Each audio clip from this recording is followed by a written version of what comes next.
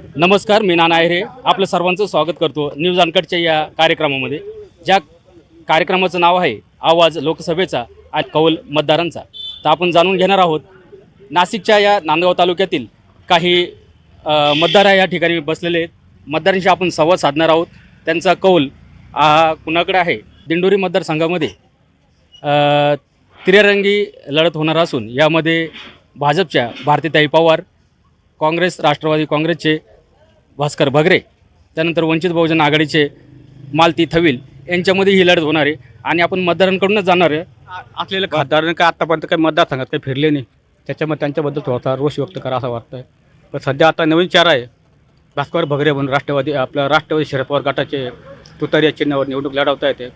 तर त्यांचं बरं वाटतंय बा आता कधी त्यांना मतदान यावेळेस चांगलं करतील असं त्यांच्याकडून हीच अपेक्षा आहे आणि ते निवडून येतील असं वाटतंय. आपलं काय म्हणणं आहे? आपलं BJP भारतीय पवार आम्हाला जे केंद्र सरकार आहे तेच सरकार आम्हाला तेच खासदारीचं असावे. खासदारांनी आता पण म्हणजे विकास काम भरपूर कामं केली, पण आता कसं जनतेला समजत नाही. भरपूर कामं केली त्यांनी, पण आता चालू आहे कामं थोडं बरेचसे कामं केलेली, पण आम्हाला केंद्रात जे सरकार आहे तेच आम्हाला खासदारी हवे.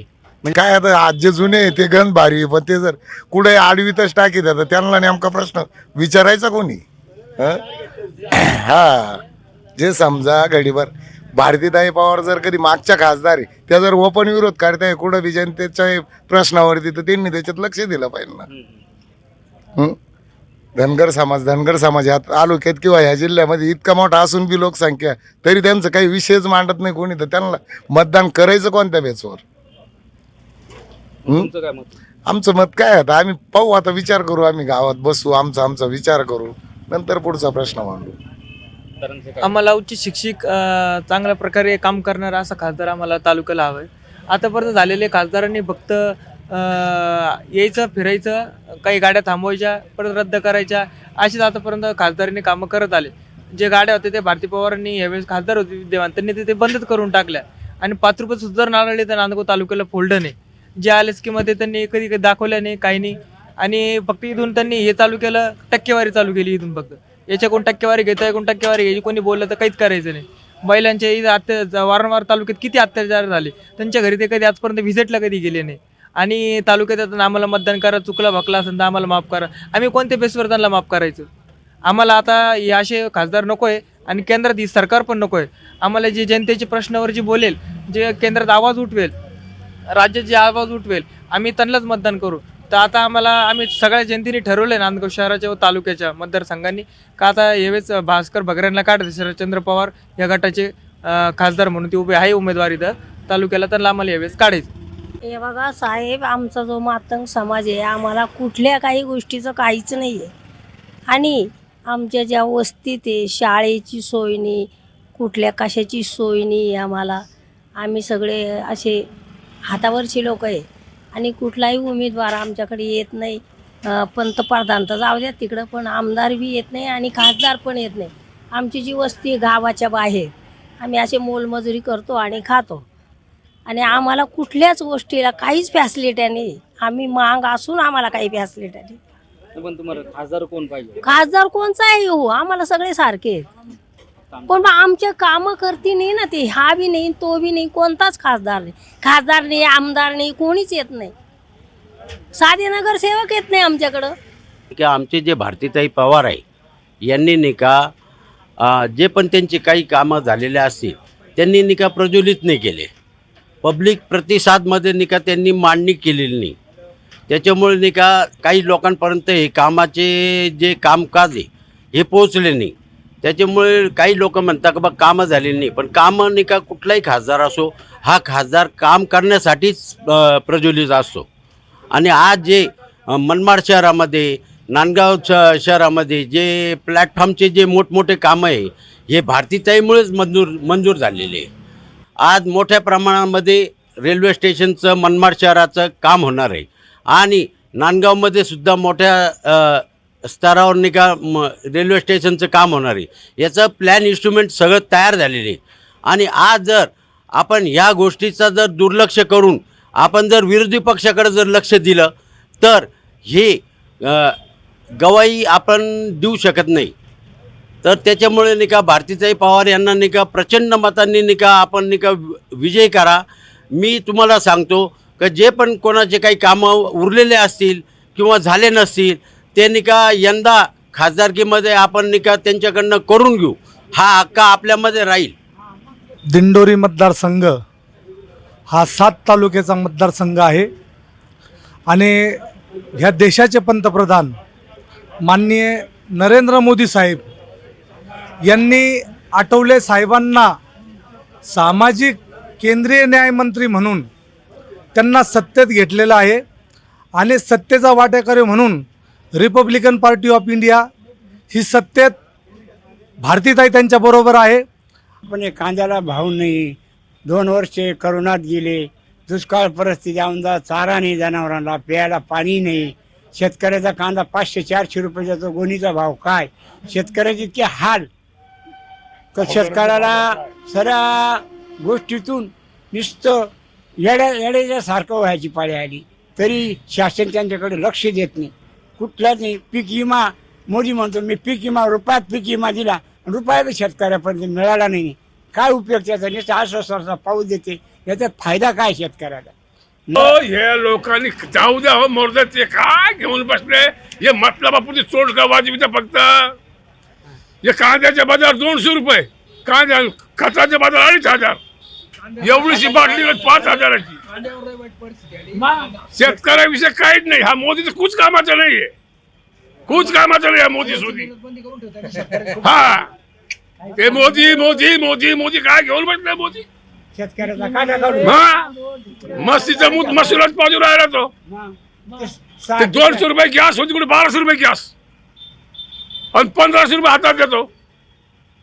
हे काय मोदी मोदी घेऊन बसले तुम्ही? जाऊ दे तिकडे, मोदीला तिकडे, आम्ही मतदान करणार नाही मोदी. सरकार तुम्हाला बदलायचं आहे, मग तुमचा याच्यावर काय निर्णय? खासदार तुम्हाला कोण पाहिजे? मग असं ते पावा नाही, टायमात ठरवून काय करायचं ते टायमात ठरवू ना. एवढं काय आमच्यावर दबाव आहे? काय बांधून आम्ही काय ते आमदार खासदार सारखं त्यांचे काय घबाडा घेऊन बसले का आम्ही? हे जे तोंडकाबाजी ना, हे मतलबापुरते फक्त मतलब. याचा मतलब भागल्या गरीबाला कसं चोळायचं. हा यांना कामं द्यायचे, झकमाऱ्या करायचे, 2 नंबर पैसा कमवायचा आणि गरीबाला सांगायचं हे करा. ही कुठली पद्धत आली? जाऊ दे तिकडं.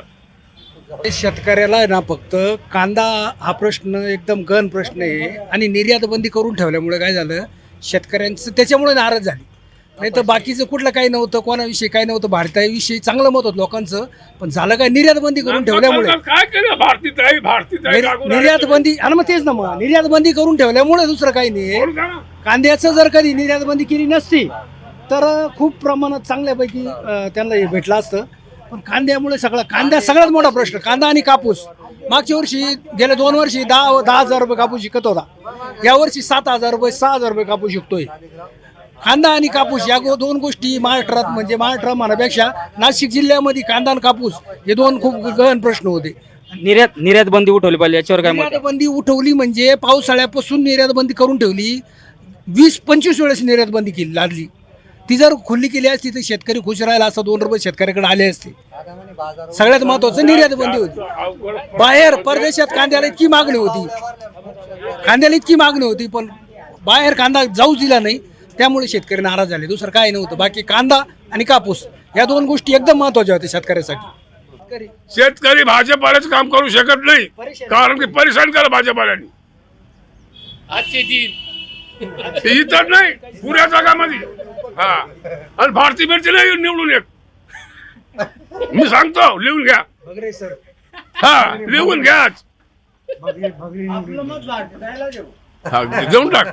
मला काय म्हणतात, शेतकऱ्याला नुसते कांदेच दिसतात का? बाजऱ्या गहू दिसत नाही का? का नाही मला म्हणायचं शेतकऱ्याला कांदेच पाहिजे का? नाही बाजरी गहू चालत नाही का शेतकऱ्यांना? भुईमुंग चालत नाही का? 110 रुपये किलो शेंग. 2 मिनिटं आहे का? अहो 200 रुपये क्विंटल का? भारतीताईने घ्यायला पाहिजे का? मग एक शेतकऱ्याच्या घरात पैसा राहतो का? इकडे गती आहे शेतकऱ्याला. कापूस जर 10,000 रुपये क्विंटल गेला ना तर कपडा काय तुम्हाला 20 रुपये मीटर भेटणार आहे का? कपडा महागच भेटणार आहे ना. राव, शेतकरी नुसतं कांद्यानंच बोलू राहिला, बाकी बाजरी काही चालत नाही. शेंगदाणे टाकायचे, शेंगदाणे नाही चालत का तुम्हाला? गहू टाकायचे ना, गहू पिकत नाही का शेतकऱ्याकडं? का कांदेच पिकता नुसते? शेतकऱ्याकडे कांदेच पिकता, टमाटर. मग त्या हारणी काय शेतकरी मोदीकडे पाठवून द्या. हारणी मोदी. बरं समजा एक म्हणतो, ऐकून घ्या 2 मिनिटं माझं ऐका. हिवाळा, ओय थांब रे 2 मिनिट, थांब माझ्याकडे बोल. थंडी जर पडली ना, माझ्याकडे बोल ना बोल.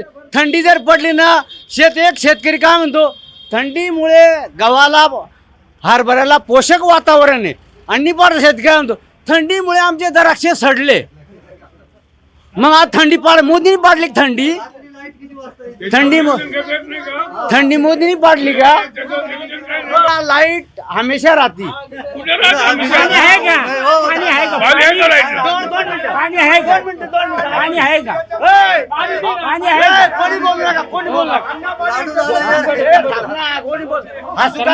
तुम्ही काय म्हणता पाणी आहे का? पाणी काय मोदीने पाडायला पाहिजे का? अरे पाणी नाही ते दुष्काळच येते, त्याला मोदी काय करणार आहे? मोदी काय करणार म्हणजे चित्रभाव गाई ढोरं. अरे कमीत कमी लोकांना प्यायला पाणी मोदीने काय केलं पाहिजे का नाही? काय मोदीला इलाज नाही करतायत. अरे इलाज कसं काय? पाणी पाडेल का?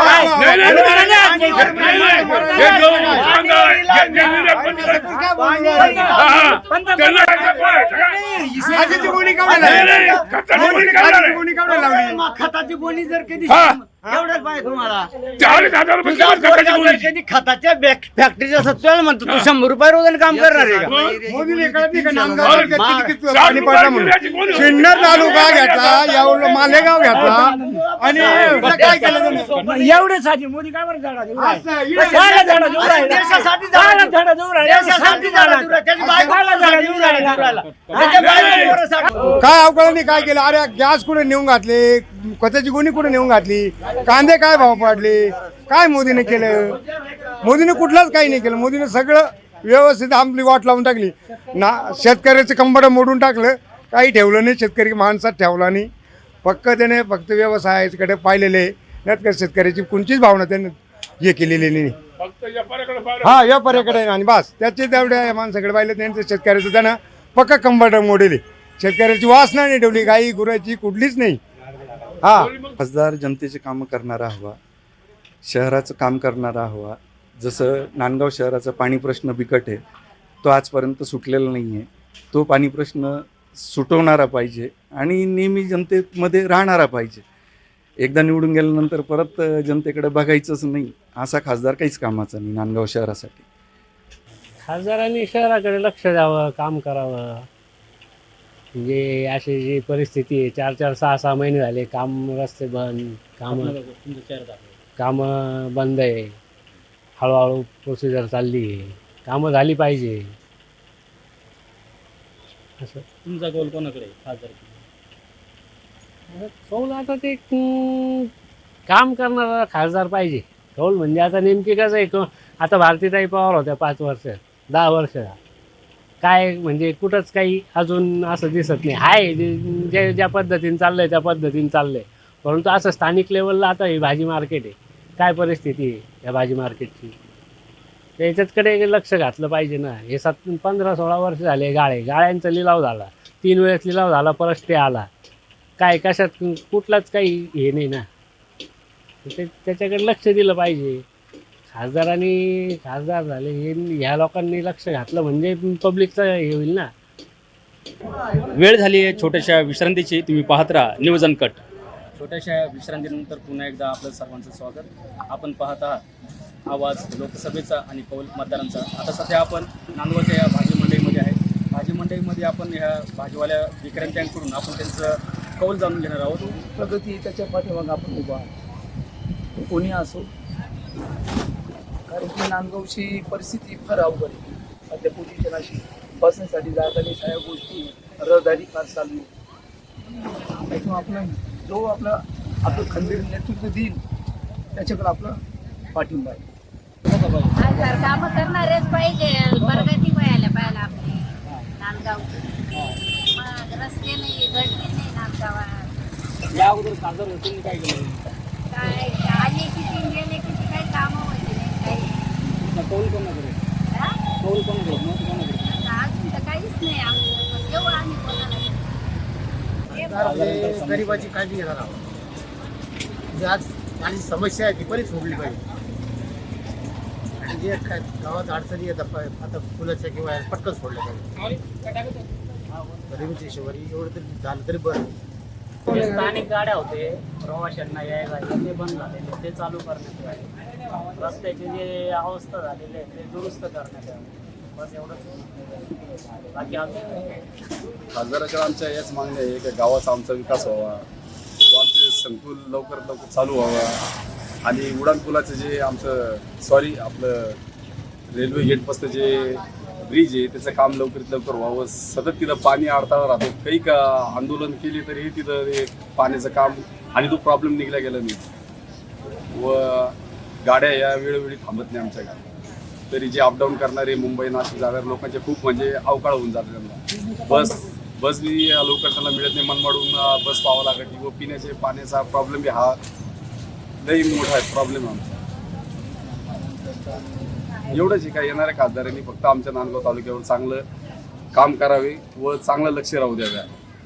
बस खासदारला आम्हाला काही नाही, कुठे बी आलं चाललं फक्त पाण्याची व्यवस्था पाहिजे ना आम्हाला. पाणीचंच बाबतीत ना पाणी सोडायला पाहिजे. हे दाखवून आता खासदार किलो कोण उभं? कोणी काय ना आम्हाला येते यात. पण आमचं पाण्याचं हे सोडापर्यंत तेच सांगते. तर असं पाहिजे नांदगावचा विकास झाला पाहिजे. नांदगावमधून सरळ नांदगाव कमी होत चाललंय. तुम्ही खासदाराचं काही काम करत कुणालाही आलं कुणी बी आलं तर काही काम करत. आता हेच पहा मनमाडला एमआयडीसी टाकून देतो. नांदगाव तालुक्यामध्ये काही नाही, नांदगाव शहरामध्ये काही नाही. नांदगाव शहराचा विकास नाही, काहीच नाही. नांदगाव शहरामध्ये सर्व्हिस पाणी नाही, लोकांना नोकऱ्या नाही, धंदे नाही, पाणी नाही, काहीच नाही. शेतीला भाव नाही, कांद्याला भाव नाही, कशालाच भाव नाही. काय विकास होणार आहे नांदगावचा? असाच खासदार पाहिजे नाही तो नांदगावसाठी विकास करू शकतो बा. तुमचा कौल कोणाकडे? तुमचं मत कौल कोणाकडे? कोण काय जो चांगला माणूस असेल तो त्यांनीच करावा, बाकी दुसरं काय नाही. या अगोदर जे खासदार होते त्यांनी काय केलं? त्यांनी काय आता काय केलं ते सर्व लोकांना दिसतं. नांदगावकरांसाठी काहीच नाही केलं. काय केलं सांगा, कोणता विकास केला? आमच्याकडे काहीच विकास नाही नांदगावचा, काहीच विकास नाही. खासदार आपल्याला असा पाहिजे का काहीतरी गावाचा विकास काहीतरी योजना केल्या पाहिजे. हे फक्त आपल्याला आश्वासन देता सभा घेताना एकदा निवडून आले तर ते गावाकडे बघती सुद्धा नाही. आता पाण्याचं 2-1 वर्षापासून पाण्याचा प्रश्न इतका एका महिन्यापासून पाणी येतं. 35 दिवस 40 दिवसांनी पाणी येतं. पाहिजे विकेटच आहे पण हे कधी गावात फिरकत सुद्धा नाही. आई निवडणुका आले का तेव्हा येतात फक्त तेव्हा आश्वासन देऊन निघून जातात. आता रेल्वेचा प्रश्न आहे तर जवळजवळ 50-60% अपडाऊन करतात. तर अपडाऊनच्या गाड्यांनी बंद करून टाकल्या. सकाळच्या गाड्या ज्या गाड्या पाहिजे त्याने ते चालू गाड्या बंद करून टाकल्या. झेलम गाडी, पंजाब मेल गाडी हे बंद करून टाकली.